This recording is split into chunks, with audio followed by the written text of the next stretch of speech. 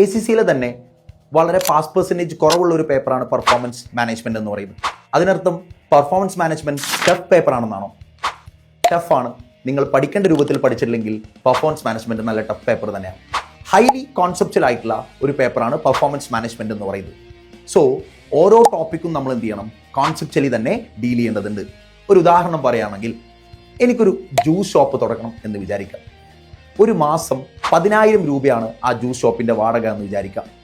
ഓരോ ജ്യൂസിൽ നിന്നും എനിക്ക് കിട്ടുന്ന നെറ്റ് ലാഭം എന്ന് പറയുന്നത് 50 രൂപയാണെന്ന് വിചാരിക്കാം. അങ്ങനെയാണെങ്കിൽ ആ ജ്യൂസ് ഷോപ്പ് ഓണറാണ് നിങ്ങളെങ്കിൽ എത്ര ജ്യൂസുകൾ വിൽക്കേണ്ടി വരും നിങ്ങൾക്ക് നഷ്ടമില്ലാതിരിക്കണമെങ്കിൽ? ചിന്തിച്ചിട്ടുണ്ടോ? ഇത്തരം ഡിസിഷൻസ് ആണ് നമ്മൾ എവിടെ പഠിക്കുന്നത്? പെർഫോമൻസ് മാനേജ്മെൻറ്റിൽ പഠിക്കുന്നുണ്ടാവുക. സോ ഇതുപോലെ റിയൽ ലൈഫിലേക്ക് കണക്ട് ചെയ്തുകൊണ്ട് നമുക്ക് ഓരോ ടോപ്പിക്സും പഠിക്കാൻ വേണ്ടിയിട്ട് ജോയിൻ ഇൻസ്റ്റിൽ ലേണിംഗ് ഹബ്.